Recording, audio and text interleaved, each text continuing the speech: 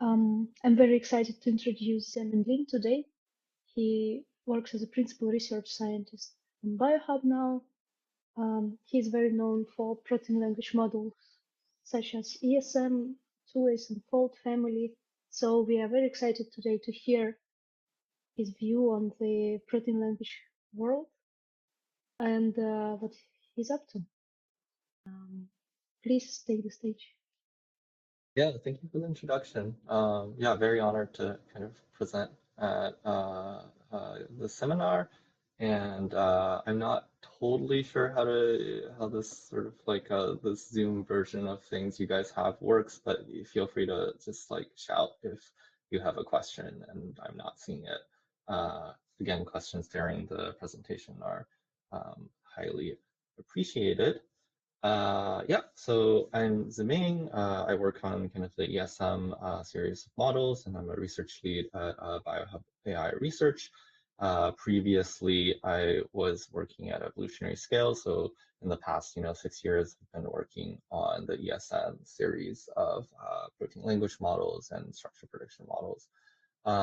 Before that, I worked on as I come from like a more AI background. I worked on PyTorch at Facebook AI Research before doing that, and I've also worked on this kind of like large scale reinforcement learning thing back in I think 2017 before all of this was really like well implemented and we had the knowledge of how to do any of this on StarCraft. If any of you guys play video games, it was a favorite video game of mine when I was a kid. But today's talk is going to be around ESM, a world model of protein biology. We've published a paper recently around ESMC, kind of the newest series of language models building on top of ESM. So this is the sort of like next evolution of the ESM2 series of language models. And in this paper, we talk a little bit about how you can use the embeddings of the language model for kind of like protein functional understanding and functional search, as well as for protein structure prediction and design. So just kind of a background on why we're doing this. I probably don't have to tell this audience, but life is programmable. The like biology of organisms is that there's DNA which encodes for sequences which are translated into proteins, and these proteins really have kind of like a three-dimensional like structural component to it, right? So in the middle, we have a green fluorescent protein, and this is kind of this like beta barrel kind of architecture that's like stabilizing this chromophore in the middle that allows it to undergo a chemical reaction that lets it emit light. And this light is translated to sort of downstream function of an organism, right? So the jellyfish here will glow, and maybe there's a mutation inside of the sequence that causes the protein not to fold properly, or the functional like site to sort of not be functional anymore. This would obviously maybe be pretty bad for the organism if it depends on the light to survive. And our goal around designing ESM is to figure out ways that you can take a lot of these like inferences that you make in biology and take that inside of the computer, right? So you can do sort of these like in silico experiments where you're asking a model what happens if you change the sequence or change the structure instead of going into like these actual live organisms and trying to program them in living cells or something. So this talk is going to be a bit around the like AI components. I think this is more of like a computational biology audience. So I'm going to go into a little bit of depth here. If you guys like know this already, feel free to interrupt me. But a lot of the basis of large language models in the past few years. Actually, well, recently it's been a bit of a change, but like the pre-training era of like 2019 to 2023 or so, depends on this sort of like distributional hypothesis for language, where language can be composed of, words that have proper syntax, but like very little semantics. But if you kind of like look at the corpus of text that has been um, written into the internet, the world, the books, what have you, you have the sort of set of words that kind of make up semantically meaningful language.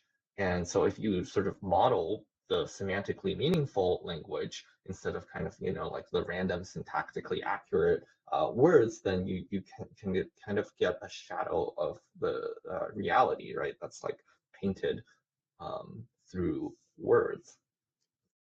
And similarly, you can think of as the same thing for proteins. So this is kind of the core thesis of the ESM series of protein language models, which is that through insertion, deletion, and substitution, you get random mutations inside of organisms.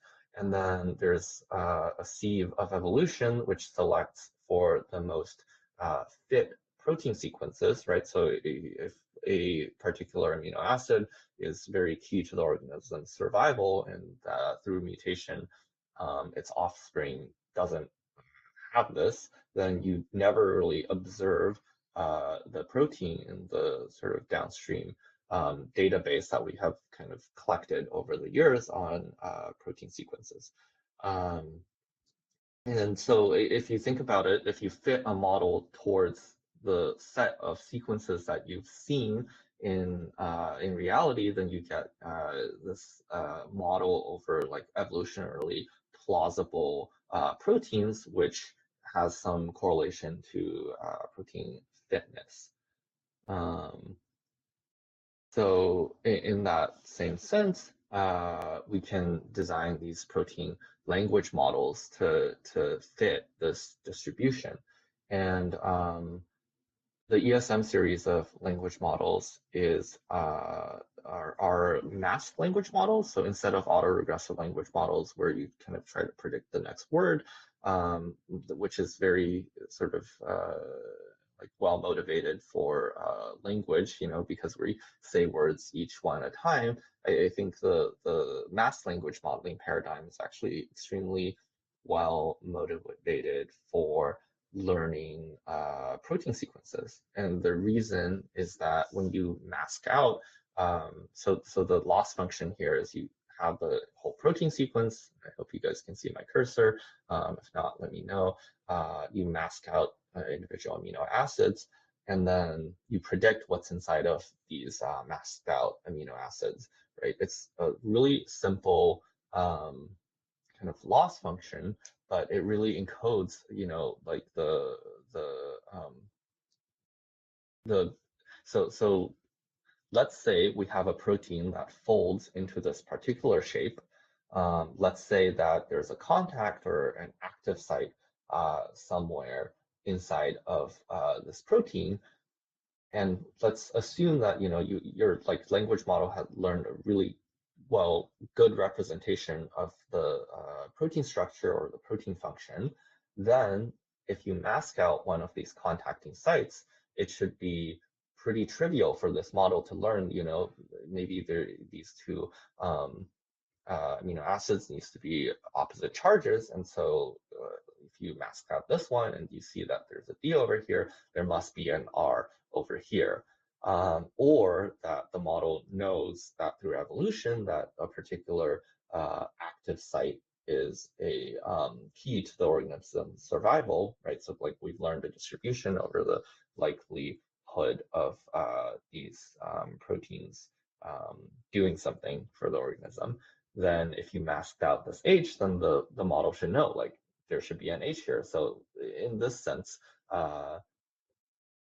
by using this very simple loss function over masking out random amino acids and trying to predict what's inside of them, the model should have encoded a very strong representation of the protein sequence inside of them. And the way we do this is through transformers. I don't know how much detail I need to go in around the transformer architecture, but essentially, like all of deep learning, is that you take a series of embeddings around your protein sequence. So each one of these represents a single amino acid. You run them through a stack of transformer layers to sort of refine the representation, and you get a output, which is a sequence of probabilities, right?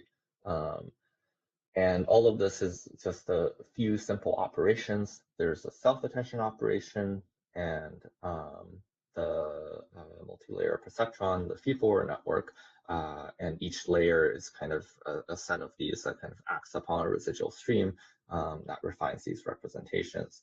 The output is a probabilities, right? So that kind of tells you, the very last layer might actually be fit to just tell you what it's like a linear projection or a very small transformation away from the probability of the amino acid, which means that maybe the representations aren't the best at the very last layer because it's like very correlated to the local features or what's masked out inside of the sequence. So we'll get to that a little bit later and see that the middle layers of the transformer are actually, they contain more like functional information about these protein sequences. Okay, backing up a little bit, one of the key operations behind these like transformer-based architectures is this idea of self-attention. Self-attention basically takes each of the nodes. So we think of nodes as, the individual amino acids in a protein, and self-attention kind of forms a graph over the nodes by saying, hey, we're going to project each of the nodes out to a query vector and a key vector.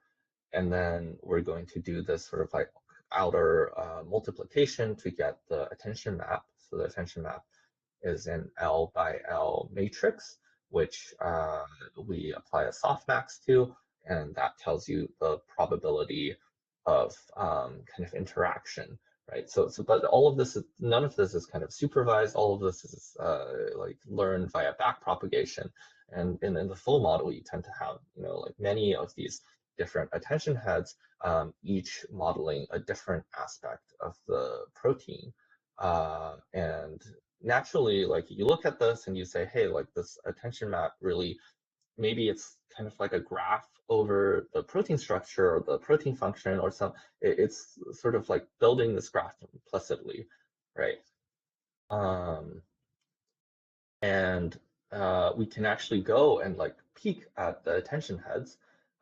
So this is a paper by Roshan Rao in I think 2021, and it's been one of the most salient ways we have at seeing how well the model learns representations of protein sequences. Because if you like sort of like peek at the attention maps, you can see that some of the attention maps really correspond to the protein structure. And so on the right, we have this like correlation plot going up and down. We have the different layers of intertransformer. I think this is on ESM1B actually, where as the deeper you go, at some point, there's these attention heads that kind of like emerge that have pretty high correlation with the contact map of the protein structure. And we define the contact map by sort of like the precision at L, where you take the like top L most salient predictions from the attention map and see how well they correspond to actual ground truth contacts at I think 8 angstrom resolution. And we call this sort of unsupervised contact prediction because, well, each of these maps have good correlation, but in actuality, it tends to be a linear combination of these maps are enough to get like sort of much better performance here. And you can train this on just a few structures, right? So you don't have to train this on like a large set of protein structures over the protein data bank, but actually somewhere between 1 to 20, even one structure to fit this logistic regression over, what is this, like 33 times 20, 660 different attention maps is enough to get you pretty decent contact map performance. Yeah, and so kind of going forward, we've been using this as a really strong probe of how well the models generalize to like held out sequences and how well it sort of understands representation. So this is a very structure-based probe. And so we kind of use this probe to look at the representations of these different sets of models. So for ESM2, we noticed as you kind of scale these models, they seem to flatten out. So for ESMC, we ended up running these sort of scaling law experiments. That's a plot on the right, where we look at a series of models at different sizes, and we plot their correlation to this sort of structure-based probe. And we notice that, you know, you can like fit a line to this where you say, hey, if I want a structure prediction performance of some number, then I actually want to train out a X milliamp parameter or X billion parameter model for some number of steps. And this is kind of a classic scaling law plot in the sense that if your compute budget is at a certain number of flops, then you may not want to train out a bigger model. What you might actually want to do is train out a smaller model for longer. So one of the core sort of discoveries we had around ESMC was running out this proper set of scaling law experiments and noticing that for vast language models, the coefficients are actually much, it's way different from autoregressive language models on text. And so the ESM2 models were following text-based chinchilla scaling laws, which meant the bigger models were quite a bit undertrained. And you should actually train a larger model for much longer in this sort of mass language modeling loss and on protein data. And so doing that, we see, you know, like a very strong correlation between how much compute we put into the models and how well the contact representations emerge. Here's some details about the ESMC trainout following kind of classic language model training literature. We have multiple stages where the initial stages we use more metagenomic data, and the later stages we kind of give it more high quality data from UniRef. Some of the things we had to do for stability at this training scale is incorporate QK norms and select the learning rate via this like new parameterization. And we train FP8 so the models can, you know, train quickly enough. One of the other unlocks that we had from ESM2 to ESMC was adding this JGI data set. So ESM2, we actually tried to use metagenomic data sets, and it turns out that we never actually saw improvements by adding Magnify. And later, you know, we were thinking about this and realized that maybe it's like the set of proteins instead of Magnify, which is a metagenomic database of the human gut biome, might not actually be very representative of the set of proteins you care about, which is around UniRef, right? So then JGI is actually a much more representative data set. And just by adding this data set, we found that metagenomic proteins would actually help the training of these large models and reduce the overfitting that you see as you scale these language models. And then one of the questions that we are trying to answer through this work is how we can really pull out the sort of like functional features from ESMC. And we noticed that during the sort of like initial set of experiments, ESMC features really do kind of cluster structural information separately from functional information. And what do I mean by that? So here's a small experiment where we say, like the CAF classes are proteins of a specific fold, and the EC numbers describe the sort of enzymatic activity. And it's quite well known that enzymes are one of these sort of classes that have very similar structural components, but they do very different functions, as in, they catalyze very different molecules. And so if you look at the embeddings of the language model, so the shapes are each, like the triangle is a CAF class and the circle is a different CAF class, whereas the colors are different sort of EC numbers. And across different CAF classes and EC numbers, they really like cluster quite cleanly into different components. And so the question for us is like, how do we really extract this information, right? The sort of canonical literature in extracting function from language model embeddings is around this idea of like mutation effects prediction. If you take a protein sequence and you mask out a single residue, you ask the language model like, hey, like what's more likely to go in here? And then you say like, this has to zero shot kind of correlate with the function of a sort of downstream assay. And that doesn't really like sit right with me. It doesn't make sense because these models sort of learn evolutionary probability. So function, a single protein sequence can have multiple functions. And I mean, it's function in some sense. It's like this like multivariate thing that's made up in a way, right? So maybe this is a hot take, but like function of proteins is something that humans assign to it through language, right? Like, hey, look, this has the function of an enzyme, or this other thing has a function of like a something else like polymerase or something, and then you can have multiple functions in the same protein. So it feels very strange to say like, hey, I want to ask this model to mask out a single amino acid, and that should correlate to the downstream function of my choice without telling the model exactly what function that you're trying to correlate it to. And so our sort of investigation into this led us to think about interpretability methods using sparse autoencoders to sort of parse out the functional features of these protein language models. And the way that the SAE works, it's a sparse kind of like dictionary coding technique, right? So you actually project out the embeddings from, I think it's 2048 dimension for the 6V model to the SAEs we trained out are 16,000 dimensional.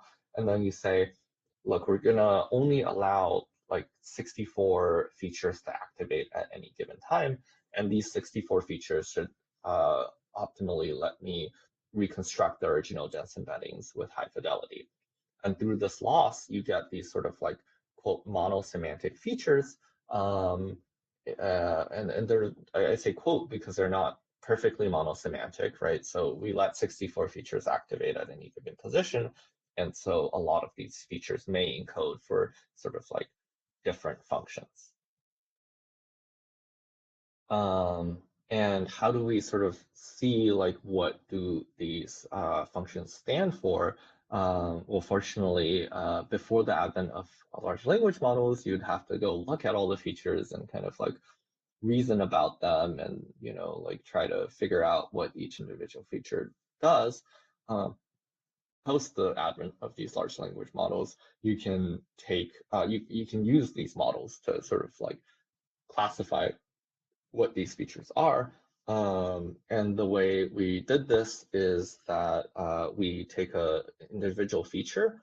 So there's 16,000 of them, and for each feature, we're gonna like retrieve the top 200 proteins from SwissProt that have activations for that feature. And we kind of set up this like multi-agent system where you have some agents proposing hypotheses of what this feature could be.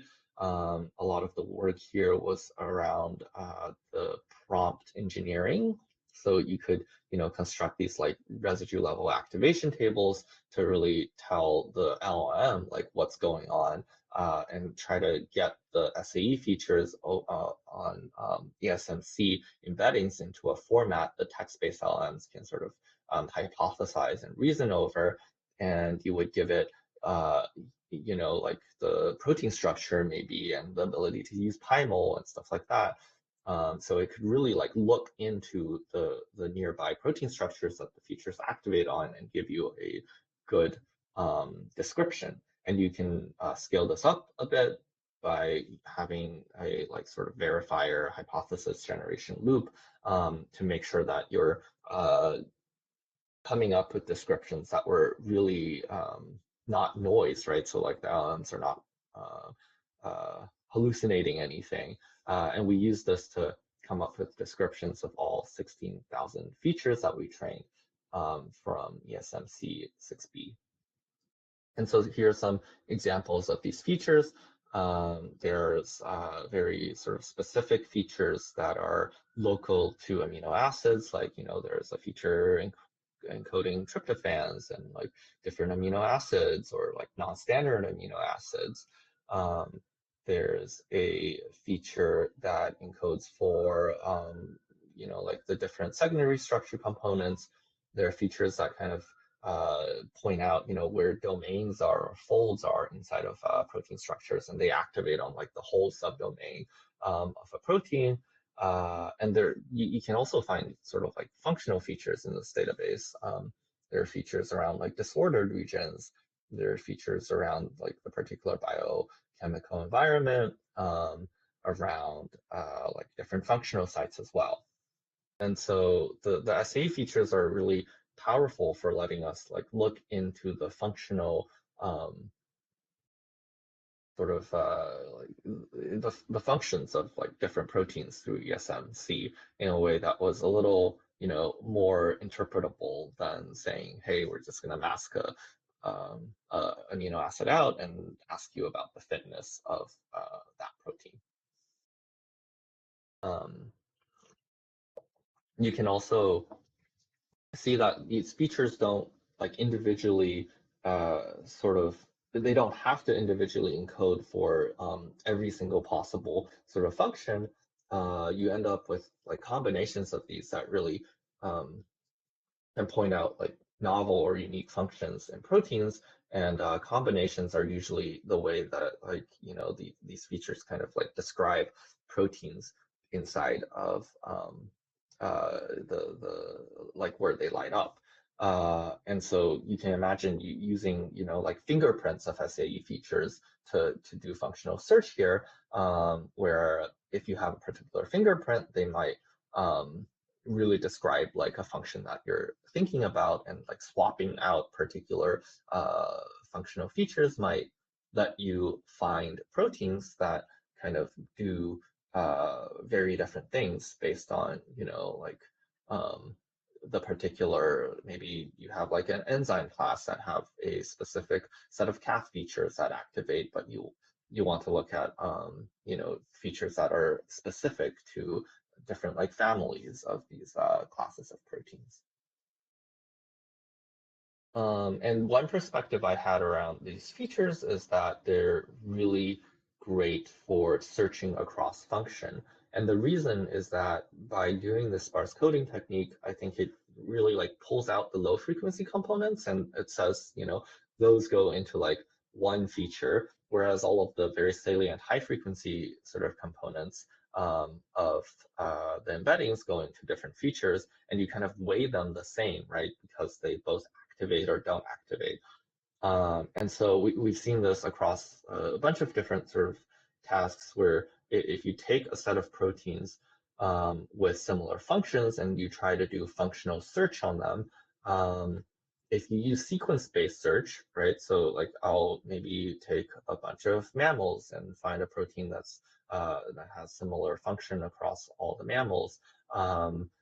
And I'll use MMSeqs to search for proteins of similar function. I often will just like get proteins from the same mammal. So like maybe these two happen in the same species of rat or something. And the sequence-based search will pull out, species similarity over functional similarity. In the same way, if you take the ESMC features, they're a little better for functional search, but this green line shows that it's still, not as great as the SAE features, which really encodes for function much better than sequence-based methods. So based on that, we clustered the set of proteins. We created this atlas of 6.8 billion proteins from various metagenomic sources, and we clustered them according to sort of like SAE Jacquard similarity. And you can see that, these clusters kind of point out different regions of protein space, and then you can like zoom in onto like particular clusters to see what proteins are close to that in function. And we found this to be like a much better map of protein sequences than clustering via other methods like the mean ESMC embedding. And you can really like zoom into these things, right? So it's really interesting that you can find some of these Cas proteins or like Fanzor from the recent papers from just this like visualization of protein sequences.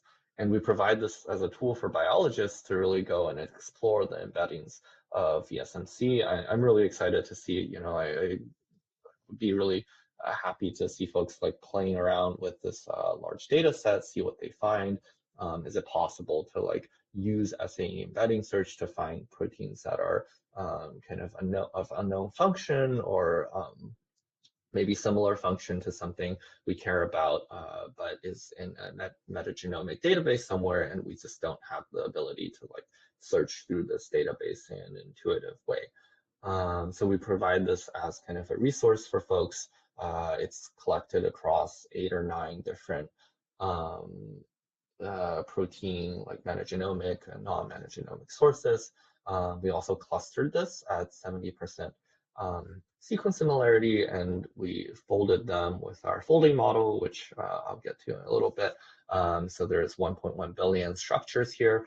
And yeah, this is a really amazing resource, I think, and what for emerged folks to look at the protein metagenomic kind of landscape. Okay, this is really fast.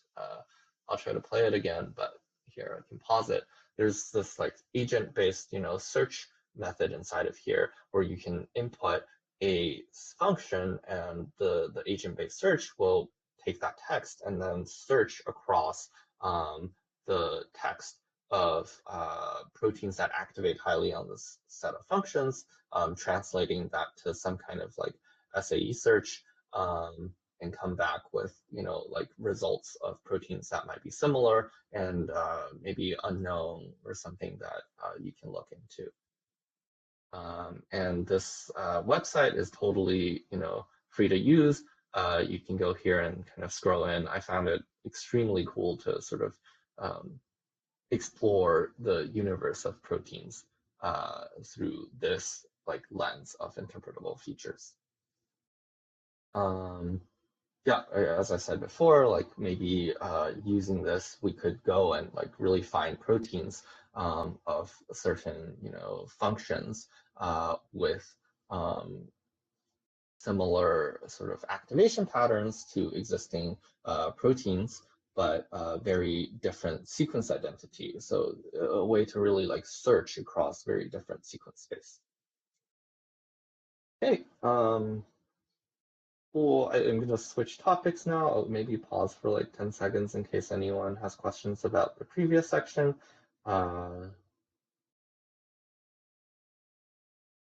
Oh, I must be doing a great job of explaining.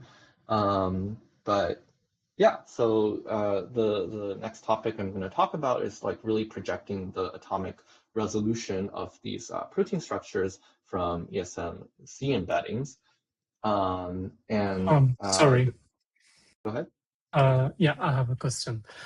You mentioned that you used metagenomics proteins. So these were the predicted proteins from metagenomics? What do you mean by predicted proteins? I mean, because metagenomics, I think, refers to the genomic reads we get from Yes. the microbiome. So you Yeah. predict proteins from there, and then you use those sequences. Yes. Yeah. Yeah. Okay. Okay. Makes sense. Yeah. Great. Thank you. Cool. No other questions?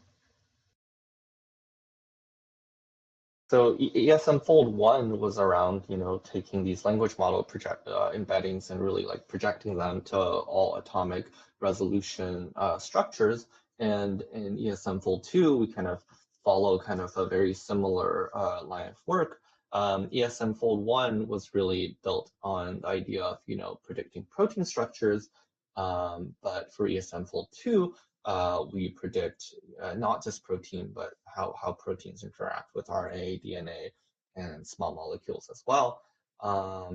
Some of this was, it's like very much inspired by the AlphaFold 3 line of work. So I guess an analogy is ESM Fold 1 was to AlphaFold 2, as this model is to AlphaFold 3. But we make some architectural improvements here to really push the performance to be better than AlphaFold 3. To really like modernize this for 2026. Some of the improvements are, well, obviously we have like the language model embedding. We noticed that the atom transformer in AlphaFold 3 was using this quite strange sort of like block approach where you split every, I think 128 atoms and do attention over just that set. Of course, that's extremely slow. And recent, advances in machine learning has seen these sort of like sliding window transformers be popularized, and we thought this like block-based approach that adds sort of hard boundaries between kind of atoms is maybe not the best way to go about learning atomic level features, and is much slower. So we incorporated this like sliding window approach to significantly speed up the atom encoding and the diffusion components. The folding layers we've also improved a lot during a lot of our ablations, working on various bits of the architecture. We noticed that really it's this like triangle multiplication layer that does most of the work in sort of getting good folding performance. Um, and so the pairwise folding layers no longer use the triangle attention approach from AlphaFold and is much more, it's much simpler, right? So there's just two triangle multiplication operations followed by a pair transition P4 network. And the last thing is that AlphaFold architectures introduce this like recycling-based mechanism, and that mechanism can be quite unstable, and it uses a layer norm-based way to have these recurrent updates feedback on itself.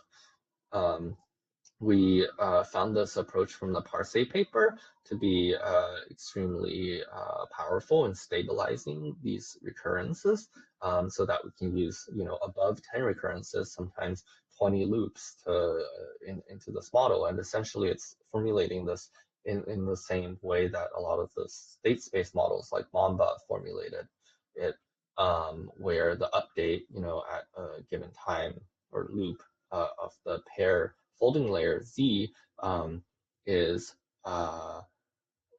it's updated by this like A matrix, which we reparameterize to be between 0 and 1. And so this is kind of like a contracting map. And the features that come in at each state. So the U is the stuff that's coming here, from the language model encoder, as well as the atom featurizer. The MSA component is not shown. But as long as you make sure that the kind of the multiplication of the pair representations is contracting, then you get a stable update. And through a lot of these sort of architectural and data innovations, we found that our model is really now kind of state of the art. We find it's a few points better than Proteinics and AlphaFold in terms of protein-protein structure prediction if you give it multiple sequence alignments. For a single sequence, if you just give it the MSA embeddings, if you don't give it the MSA embeddings, our models, are about the same level as some like the chis, open folds, and bolts without any MSA information. So we think this is a very strong single sequence model, and you can increase the number of loops for a small improvement in performance. And we're kind of, blowing the last generation of the single sequence models kind of out of the water with ESM-Fold2. What's really interesting to me is that for antibody antigen performance, we do even better. ESM-Fold2 is like obviously kind of the state of the art here, and even the single sequence models seem to do better than MSAs when it's given to AlphaFold. And my intuition around this is that for antibody antigen performance, it's really about how the loops, the CDR regions interact with each other, and the coevolutionary information is not very strong. And so providing MSAs don't give as much of a benefit. And finally, you can see how our models, blue and green, are much faster. The fast models, which are a little smaller, is able to do high throughput inference. And so if there's sort of these like high throughput kind of screening tasks that you want to do with this model, the fast model would be the one that I would reach for. Yeah, I think ESM2 is a great model, and you guys should try using it if you have any structure prediction tasks, especially protein-protein and antibody-antigen interaction tasks you want to play with.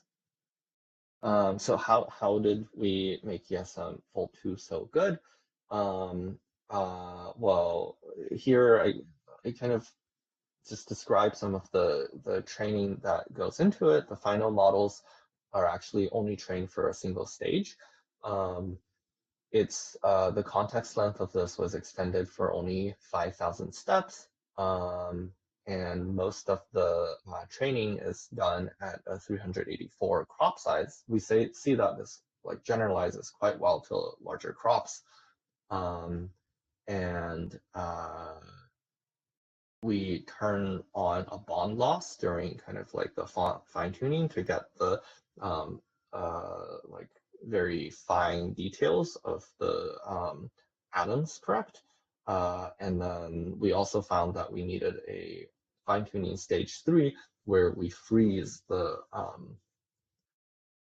pair folding trunk and only train the diffusion module so that it's able to really get the sort of fine-grained details right and reduce the number of clashes. So I guess here's kind of a story around the timeline of training this model. The initial version of ESM-Fold was trained, and then we did some of these sort of architectural improvements and got the experimental models. And the next round of experiments were really around squashing a lot of the bugs that we had in our data set and squashing a lot of the bugs that we had around our model as well. There were some cases where if you like swap around a few layers of the network, you actually improve the performance quite significantly. And the data set also had a lot of issues during the first implementation. It's quite difficult to get all the details right and not lose protein structures due to some parsing issue. And so a lot of the improvements were around there, as well as, increasing the pair dim to 256, I think had a big effect because these models could train a lot faster because it was more hardware efficient.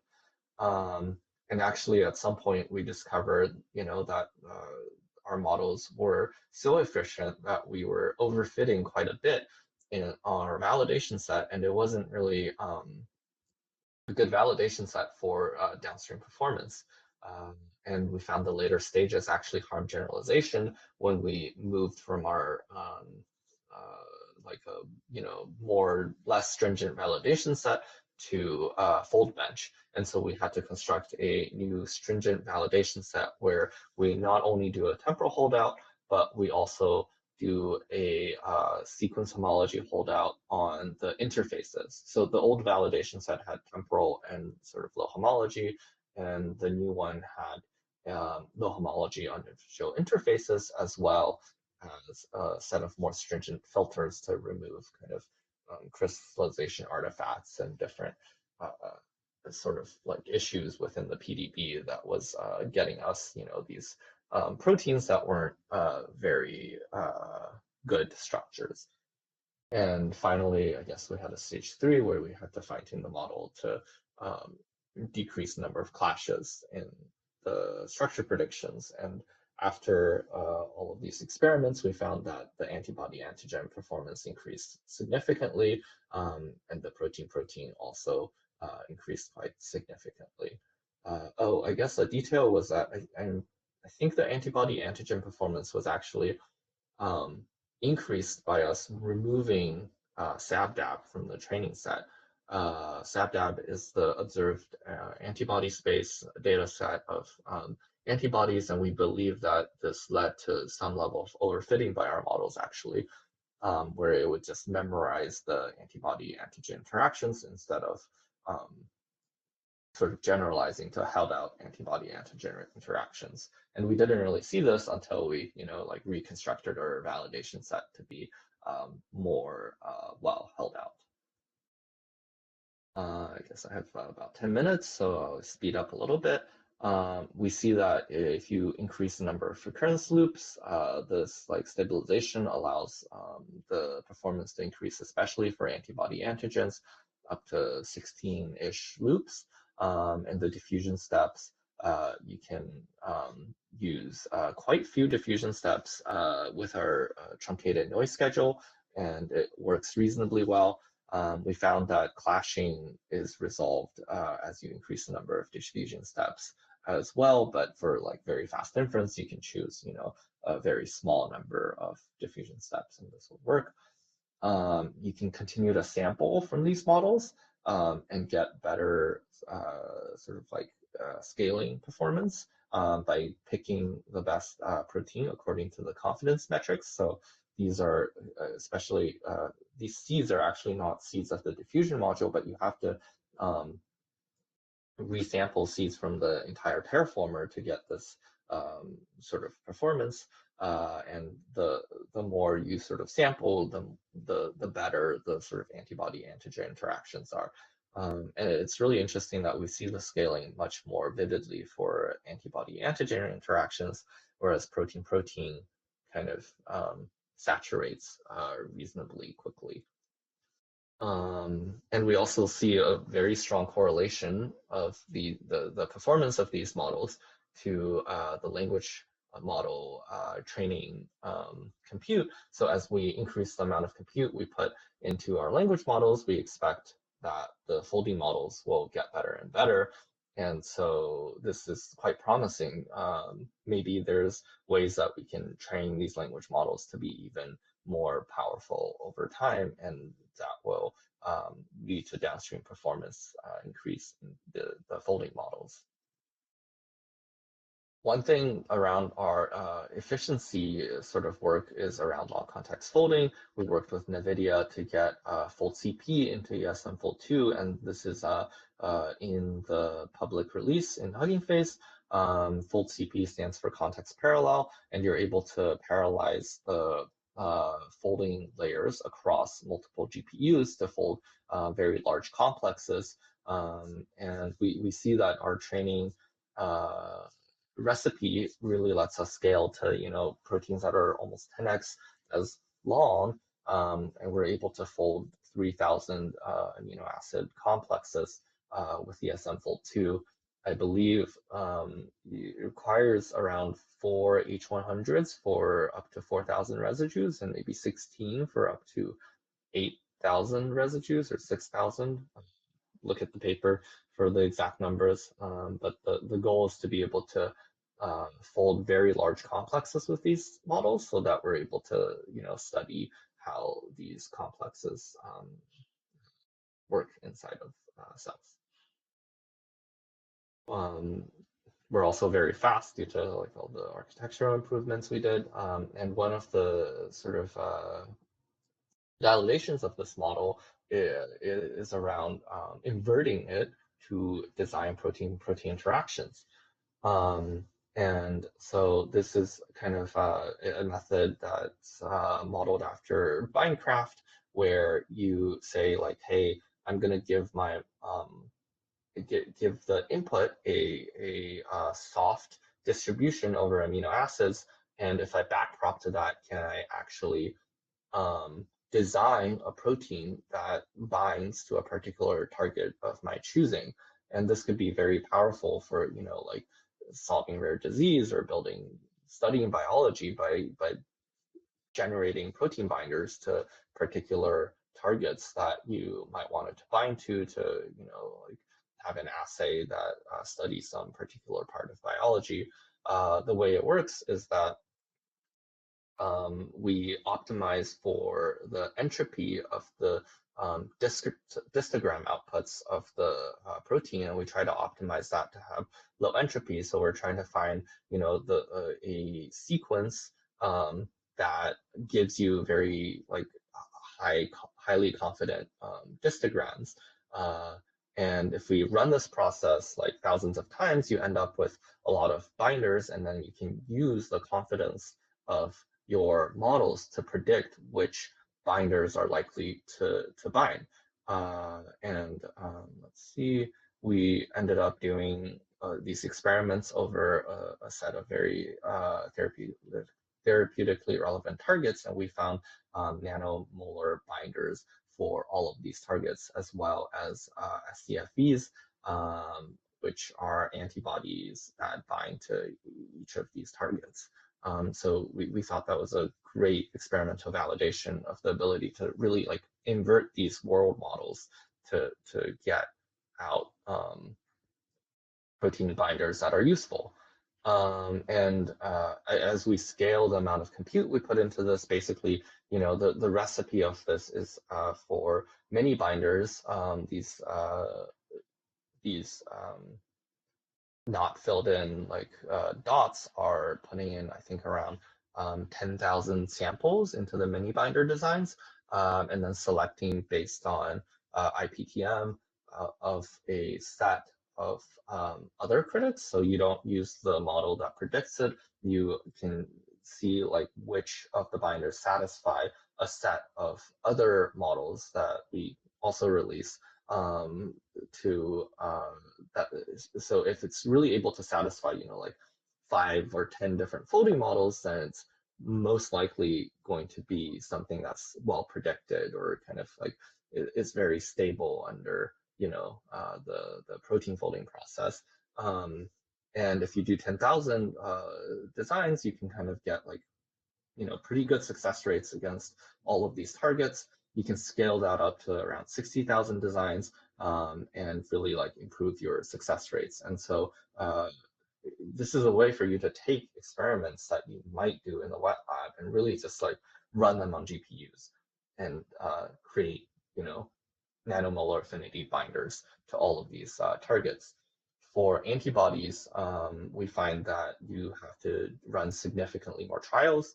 The low compute setting uses around, I think, 25,000 examples, and the high compute setting is around 125,000 examples. And we see, this like obvious scaling around designs, so that the more designs we do, the better the success rates are when we actually create these binders in the wet lab. How did we do this? We run a bunch of different sort of like assays, including biolayer interferometry. We run functional assays around whether they actually, do the thing you expect to inside of the cell. We run cell surface immunofluorescence. So we think we run a strong set of assays to make sure that our binders actually bind to the targets that we expect them to. And we also use some of the cryo-EM microscopy techniques from Biohub to get cryo-EM structures. And we thought this was extremely exciting because for the cryo-EM scientists, we gave them, the binders, but we didn't give them the predicted structures. And so there was no relaxation of any sort from predicted structures that might bias our models. And all of this was done from sort of first principles. And when we got the result, it was that the cryo-EM microscopes gave us structures that were basically 1.2 angstroms away from the actual mini binder, which I think was just incredible, and it's a proof of how these models kind of learn the underlying biology and is able to generate binders that are really like well crystallizable. Well, it's not a crystal, but well sort of determined inside of structures. Cool, and I think I'm just about out of time, so I'll leave a minute for questions in case anyone has any. Please check out our models on GitHub, join our Slack, and if you guys are interested, come work with me. I promise I'm fun. Hi, I have a question.